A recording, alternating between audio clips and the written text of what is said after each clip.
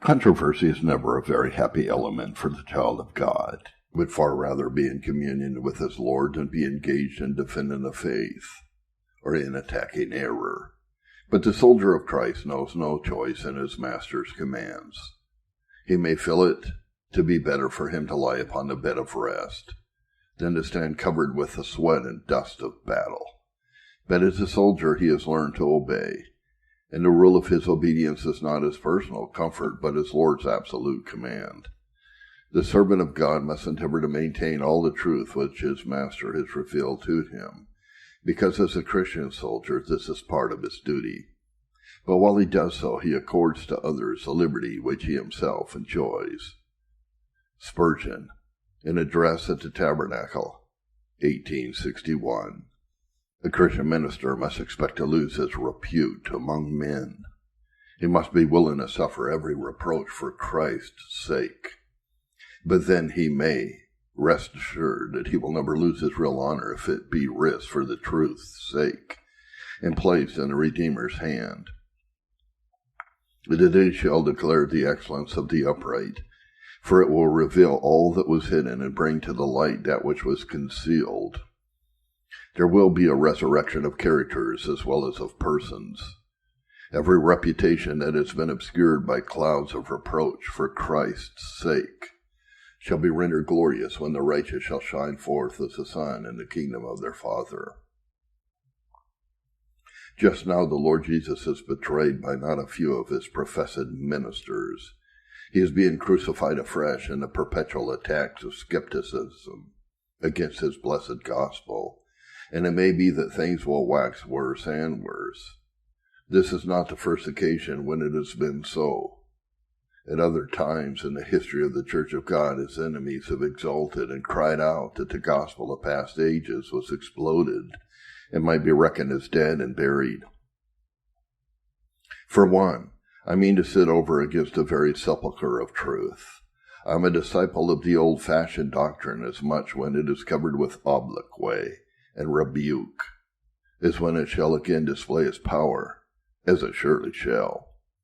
Skeptics may seem to take the truth and bind it and scourge it and crucify it and say that it is dead.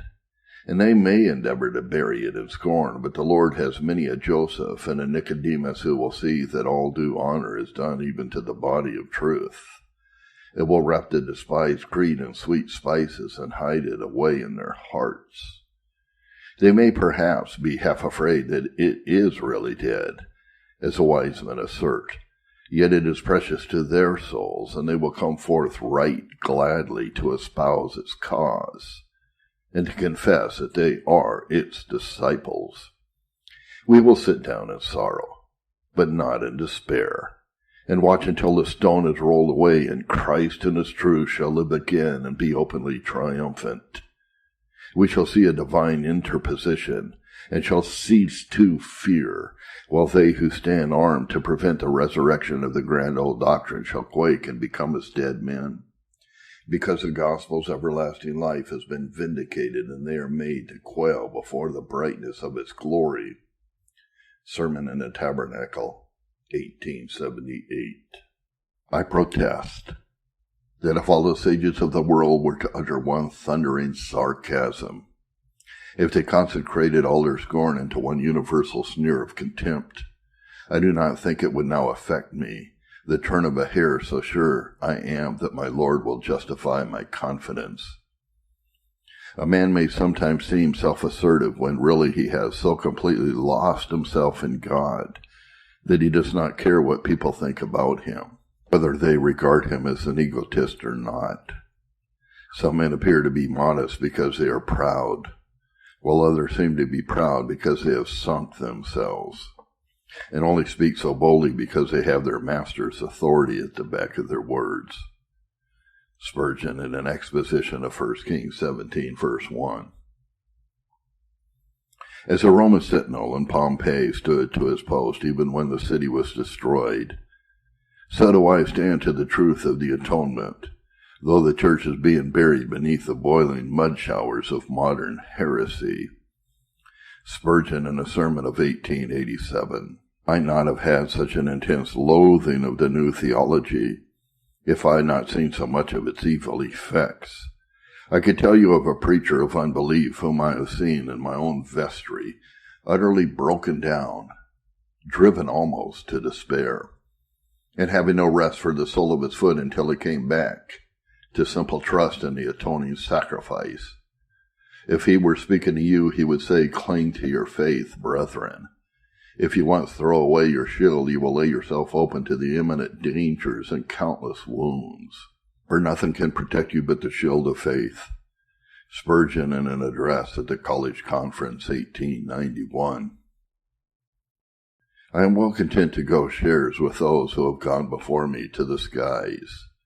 Some of them, as they burned to death for Christ's sake, cried aloud, "Christ is all." I am quite willing to take my part with the apostles whom the wise men of today count to be fools, and with those still greater fools as many consider the reformers who brought back into the light the great doctrine of justification by faith. I am satisfied to tread the path my sires have trod. I have an illustrious pedigree in the skies, and I will not snap that chain which links me with those who have entered into that glory land. This faith saved them in the time of poverty and persecution, and martyrdom and death, and it will save me.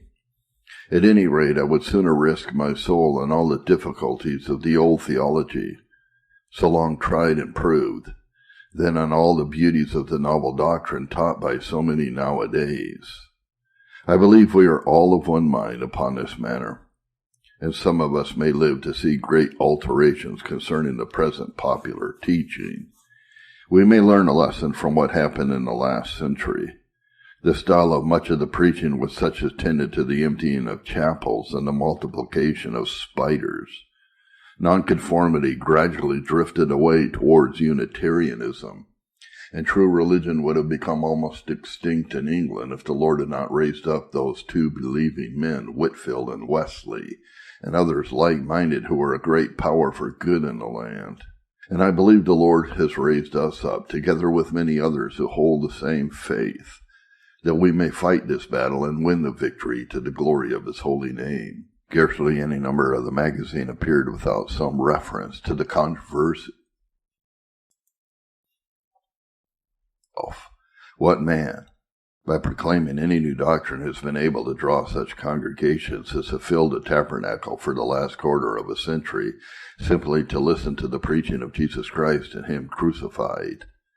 We do not set up to be anything great in ourselves, but we do claim to be servants of the great God, believers in the great Savior, proclaimers of His great salvation, and God helping us, we shall keep on doing this until we die.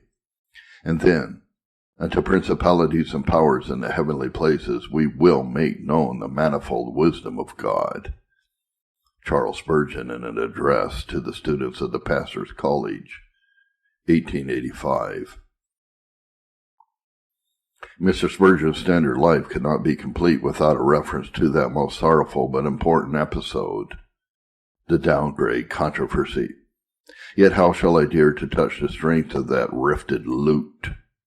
The lightest and most skillful fingers could scarcely draw harmony from it now, and I would fain not be expected to awaken any of its discords. Oh, for the guiding hand to be laid on heart and brain and pen, that gently and tenderly, albeit truthfully, the outlines of the sad story may be given. There are many dear and able friends who could write the full history of the controversy, but after much thought and prayer I have been led to allow the shadow of the past to rest upon it in a measure, and to conceal under a generous silence most of the documentary and other evidence which could be produced to prove the perfect uprightness, veracity, and fidelity of my dear husband throughout the whole of the solemn protest, which culminated in the vote of censure by the Council of the Baptist Union. Therefore, in accordance with the autobiographical character of this record, the controversy is sketched from Mr. Spurgeon's own point of view. He tells the story in his own way, so that only as much as he chose to make known of the deepest grief of his noblest life is chronicled in these pages. For the information of readers of the autobiography, who are unacquainted with my beloved's articles upon the downgrade, I thought it might be well to include in this chapter a condensation or summary of them, but on reading them with that object in view, I find it impossible to strike out a single word of his protest.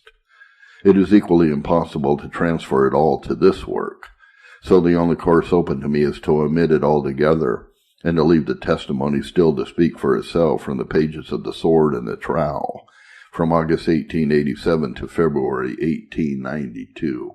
Scarcely any number of the magazine appeared without some reference to the controversy and its various issues. The most pathetic note of all was written within a few days of my dear husband's home-going, for in it he revealed a fact already known to all who were nearest and dearest to him, that his fight for the faith had cost him his life. Yet he never regretted the step he had taken, for throughout the whole affair he felt such a divine compulsion as Martin Luther realized when he said, "I can do no other." So far as the Baptist Union was concerned, little was accomplished by Mr. Spurgeon's witness-bearing and withdrawal. The compromise at the City Temple in April 1888 confirmed the position of the modern thought men in the Union, and made the vote of censure the act of the whole assembly, with the exception of the noble 7 who voted against it. But in other respects, I've had abundant proofs that the protest was not in vain. Many who were far gone on a downgrade were stopped in their perilous descent, and by God's grace were brought back to the upline. Others who were unconsciously slipping were made to stand firmly upon the rock, well, at least for a time, in all the churches. Evangelical doctrines were preached with a clearness and emphasis which had been long lacking. The ultimate results of the whole matter must be left in the hands of him who never makes a mistake, and who will in his own right way vindicate his obedient and faithful servant from the censure so unjustly passed upon him. Long after Mr. Spurgeon's withdrawal from the Baptist Union, he went to the south of France for much-needed rest, and the letters he there wrote during that time of suffering and reproach contain many allusions to the painful subject. Naturally, those written to me referred to the more personal and private aspects of the controversy, as the following extracts will show. Quote, "I was greatly surprised at the note from one of our own men, but when we are in a battle we must expect calamities. It is a serious matter to know how to act, but one thing is plain enough. I must go on clearing myself of union with those who belong to the broad school.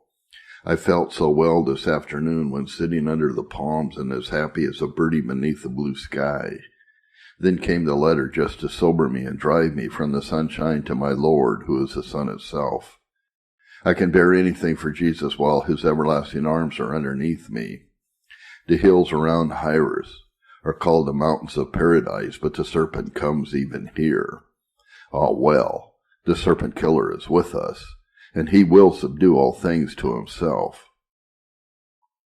I am sorry that the evil flood should carry away one of my men, but the wonder is that more have not gone. It shows how much more evil was abroad than I dreamed of. I have done my duty, even if all men forsake me. I do can be misconstrued. Nevertheless, I know what I have done and why I did it, and the Lord will bear me through. In him I rest, and I am in no haste to answer opponents, nor even to think about them in a depressing way. What a providence that I am here out of call. Luther was best at the Wartburg, was he not? I did not plan this, nor plan anything. What a farce about seeing these brethren privately, according to Matthew 18, verse 15.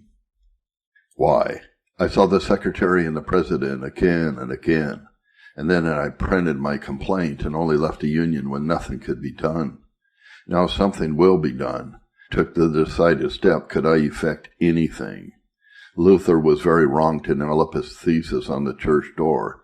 He should have seen the Pope and prayed with him. Do not let these things distress you for my sake. The Lord will give both of us a whole right spirit, and we shall neither fear men nor become ungenerous toward them. Canon Sidabotham called yesterday to assure me of the sympathy of all Christian churchmen, and his belief that my stand for truth will help all believers. He told me that he meets with amazing skepticism even among young men whom he has been called to visit in sickness, and he believes there is an epidemic of it everywhere. He says the antidote was needed and came just at the right time. So may God grant. How do I delight in the Lord? I am now consciously nearer to him than ever before, and I revel in a sense of blessedness. I am delivered from all fear of failing in this battle, and the Lord whom I sought to honor bows me low at his feet in gratitude for his tender mercies. We are safe in his hands. This is where I love to feel that I am and that you are, and the dear boys in the church and the college and the downgrade and all. I trust I may be made stronger for the stern task which awaits me, but I try not even to think of that, but just to abandon myself to a bath of rest. This, I trust, is the wisest course. And yet I keep on longing to be doing some good or bearing some fruit to the Lord. Little occasions for this do occur, and I am eager to use them aright. Yesterday was eventful. First came a telegram saying that there had been a hot discussion and that my brother had left the council meeting in indignation because my veracity had been impugned. Just as I was going to rest came another telegram. Council has appointed Coros, McLaren, Clifford, and myself to confer with you at Mentone, without delay, to deliberate with you how the unity of our denomination in truth and love and good works may be maintained. When can we see you? Letter sent. Think of 4 doctors of divinity went all this way to see me. I was in great perplexity and knew not what to reply. I don't quite see what it all means. I lay awake till 1 o'clock and then got a pencil and wrote out a telegram. Cannot reply without further information. Respectfully request deputation to await my return. Tone of discussion suggests caution. Will write. Afterwards I wrote a letter. Briefly I urged them not to come so far. It would be 4 to 1, and I should be at the disadvantage of having been the cause of effect expense. If they really mean brotherly conference, I will see them when I return right gladly. That is to say, if I find there is any use in it. Now I shall need wisdom. I do not fear 4 doctors, but I think it a very wise move on their part. If it means that they will surrender, it is well. But if it is meant to fix on me the odium of being implacable, it is another matter. And in any case, the Lord will prepare me for all that is to happen. It is of his mercy that I am here, or I should not be able to fear at all. But being quiet and rested and not worried by personal assaults, I can look around the question calmly. The 4 doctors are not coming. Very likely my brother will call to tell you about the affray. He was justly wroth and describes the council meeting as horrible. For Dr. Booth to say I never complained is amazing. I've just received a letter from England in the words of Jeremiah 15, verses 19 to 20. That passage was so peculiarly appropriate to the circumstance of the case that many friends afterwards sent it to my beloved, who was greatly comforted by the reassuring message which was thus repeatedly conveyed to him. During that visit to Mentone, an incident occurred to which Mr. Spurgeon often gratefully referred as a remarkable token of the Lord's approval of his protection against false doctrine and worldliness. I give extracts from his letters concerning it. A brief explanation is necessary. For many years before this eventful period of my dear husband's life, he had been most generously aided in all his beneficent plans and purposes by a friend to whom God had given abundance of this world's wealth. These supplies came with loving freeness and invariable regularity, and more than a mere hint was given that they might be depended on while the donor had it in his power to be thus royally open-handed. However, Mr. Spurgeon's attitude in the Downgrade Controversy alienated the heart of this friend, and caused him to withdraw altogether the splendid help which he had for so long a period exempted my beloved from much financial anxiety. A letter announcing this failure of friendship and sympathy arrived during Mr. Spurgeon's absence at Mentone, and it therefore became my duty to open and read it. Then followed one of those hallowed enlargements of heart which leave their mark forever on the life of the person experiencing them. At once I took the letter and spread it before the Lord, pleading as Hezekiah did that he would hear and see. The words written therein, And he gave me so strong a confidence in his overruling and delivering power that as I knelt in his presence and told him how completely I trusted him on my husband's behalf, the words of petition ceased from my lips, and I absolutely laughed aloud. So little did I fear what man could do, and so blessedly reliant did he make me on his own love and omnipotence. In this exultant frame of mind, I wrote to Minto, making light of the trouble, and endeavoring to parry the blow which I knew must sorely wound the sensitive heart of my beloved. I told him, too, how the Lord had made me to laugh as I was laying the matter before him, and had filled me with righteous scorn and indignation at the means used to dishearten him in his sublime stand for the truths of the old gospel. So as far as I was able, being absent from him, I comforted and upheld my much-tried spouse. In less time than I had thought possible, I received this telegram: I laugh with you. The Lord will not fail us nor forsake us. And by the next post there came a letter recording the clear writer's unswerving faith in the God whose he was and whom he served, and to whom he left all the issues of that painful trial. The following extract will indicate the spirit in which he wrote. Minto, November 18th, 1887. You are as an angel of God unto me. When I began to read your letter, I trembled, for I could not tell what was coming. But when I finished it, I could laugh with you. Bravest of women, strong in faith, you have ministered unto me in deed and of a truth. God bless thee out of the seventh heavens. I do not know that I have ever before really suffered any loss for Christ's sake. I feel decorated and elevated by this honor. His yoke is easy and his burden is light. But our friend uses a queer sort of argument. I'm to be set right, therefore stop the supplies to God's work. The fire must be put out. Whip the child. I do not see the connection between the end desired and the means used. Your loving sympathy has fully repaid me already. I rejoice in the Lord, who has dealt bountifully with me hitherto. All that I possess belongs to him. While this correspondence was passing to and fro, the Lord was working on behalf of his dear servant in a wonderful way. Writing to one of his deacons, Mr. Spurgeon said, I have had a very remarkable deliverance out of a pecuniary difficulty inflicted upon me in consequence of the Downgrade Controversy. It is as nearly a miracle as anything I have ever heard of. The living God guards me on every side and covers my head. To him be praise. A lady from the Antipodes, who was staying in London afterwards, related that during the time under consideration she felt an overpowering impression that she must go to Mr. Spurgeon in the south of France and carry him some financial help to meet a special emergency.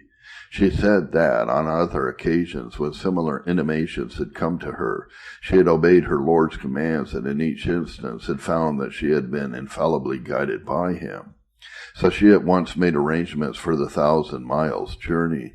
The amount she was to give was not at first revealed to her, nor did she know exactly where she was to go, as it had been announced that Mr. Spurgeon would be moving from place to place. However, the Lord, who had entrusted her with the commission, directed her to Mentone, and on her arrival there, she was further guided to the Hotel Beau Rivage. What happened there, my beloved thus records, quote,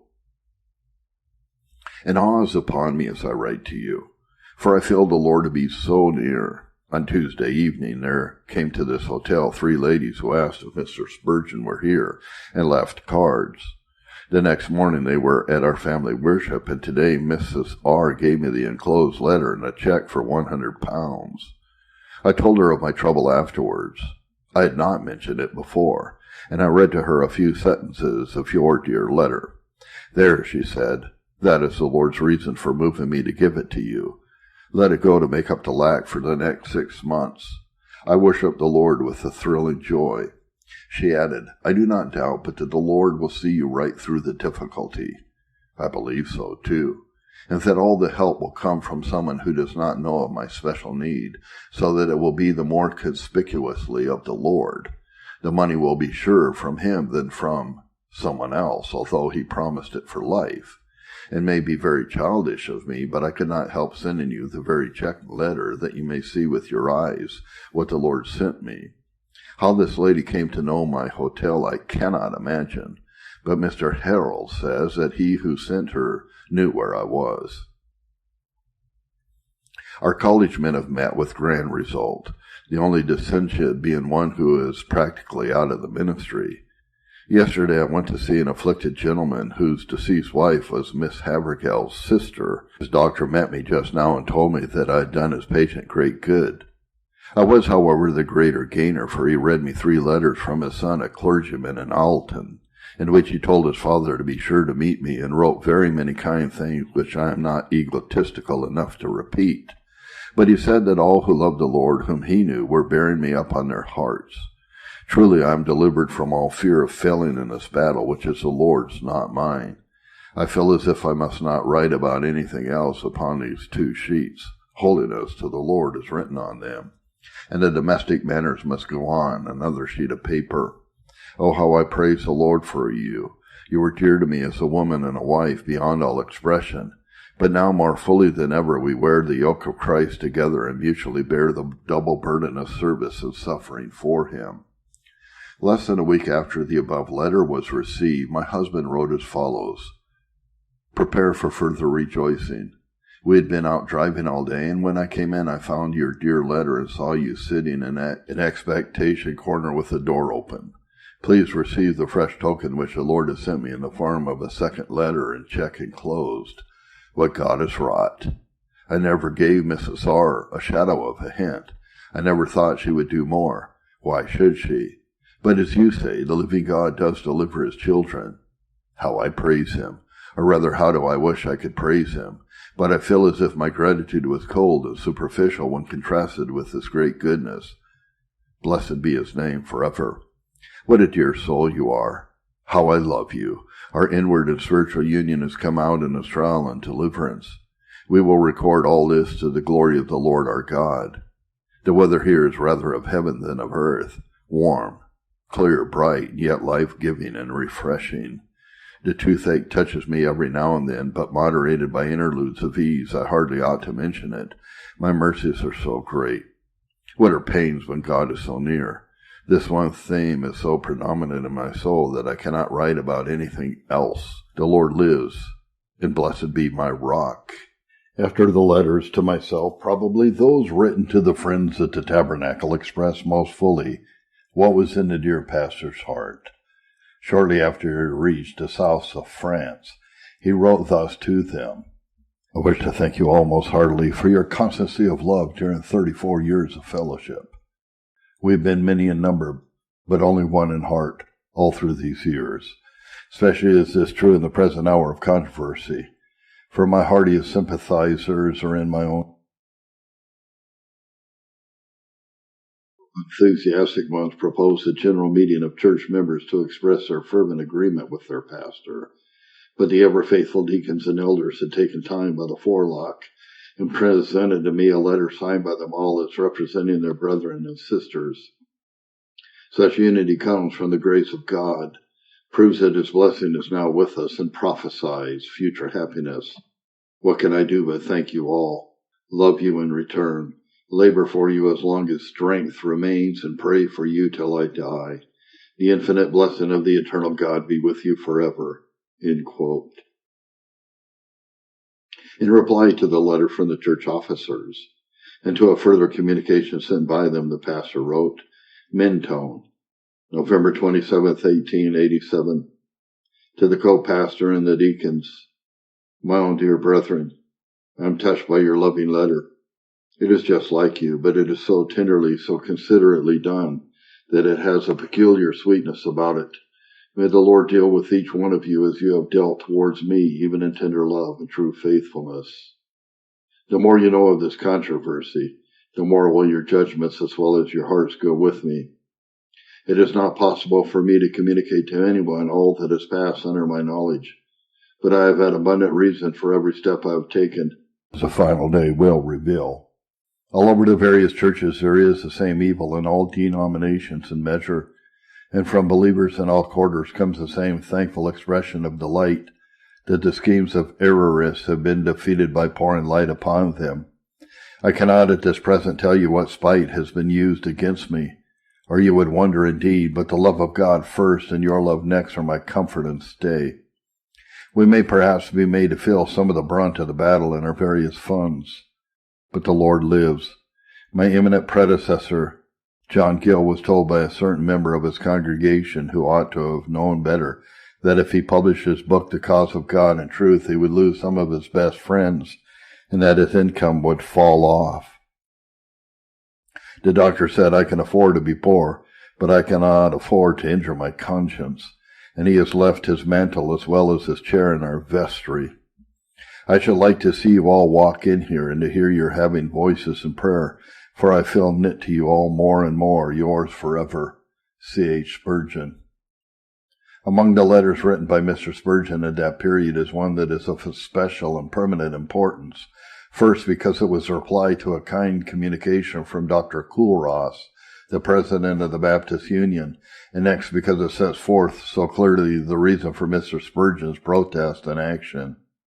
Minto, November 26, 1887. My dear Dr. Coolross, I think it most kind of you to write me. Your brethren have usually fired at me through the newspapers, their loving appeals and advices.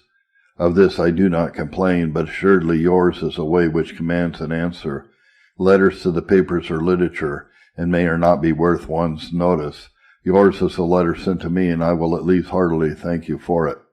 Do I need to say that with you and your brethren as Dr. McLaurin, Aldous, Angus, I have no sort of disagreement except that you stay in the Union, and I am out of it? We shall, according to our light, labor for the same cause. We are all Christians and Baptists and can find many ways of cooperation. The metropolitan men, London, requests the Union to devise some way by which I, with others, can return to it. This is very right from their point of view, but I wish you to understand as President of the Union that the request is not mine. I do not ask you to do what I am sure you cannot do. If I thought that you could have done anything which would enable me to return if I retired, I should have asked you to do it before retiring. So long as an association without a creed has no aliens in it, nobody can wish for a creed formally, for the Spirit is there, but at a time when strange children have entered, what is to be done? Whatever may theoretically be in your power, you practically have no power whatever. You will go on as you are, and unless God's grace calls back the wanderers, their numbers will increase, and their courage will cause them to speak out more plainly, to the sorrow of the faithful ones who shielded them in patient hope of better things. I have followed out our Lord's mind as to private remonstrance by seeing presidents and secretary on former occasions, and I have written my remonstrances again and again without avail. I had no course but to withdraw. Surely no sane person thinks that I should have made a tour to deal with the individual errorists. I have no jurisdiction over them, and should have been regarded as offensively intrusive if I had gone to them, and justly so. My question is with the Union, and with that alone. I have dealt with it all along. Your very clear declaration that the Union could not have a creed, or as I read it, could not declare its doctrinal views otherwise than by practicing baptism and the Lord's Supper, closes the door finally against me. Neither do I knock at that door, nor wish for another door to be made. The good men who formed the Union, I fancy, had no idea that it would become what it now is, or they would have fashioned it otherwise.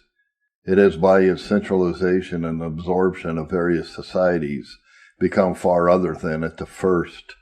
This is a good thing, but it involves a strain on the frail fabric, which is ill adapted to bear. So I think, but time will be the best proof of that. I wish I could have worked with you in this particular way, but as I cannot, we are not therefore deprived of 1,000 other ways of fellowship. You feel union of heart with men who publicly preach universal restitution? I do not. I mean, you feel enough fellowship to remain in the union with them? I do not. It is the same with other errors. Still, I am in fellowship with you, union or no union. If I think you wrong in your course, as I surely do, I will tell you so in the same spirit as that in which you have written to me. From the Council of the Union I cannot look for anything which I should care to consider as a voice of the Union. It is too largely committed to a latitudinarian policy beforehand, and I have no question to refer to it.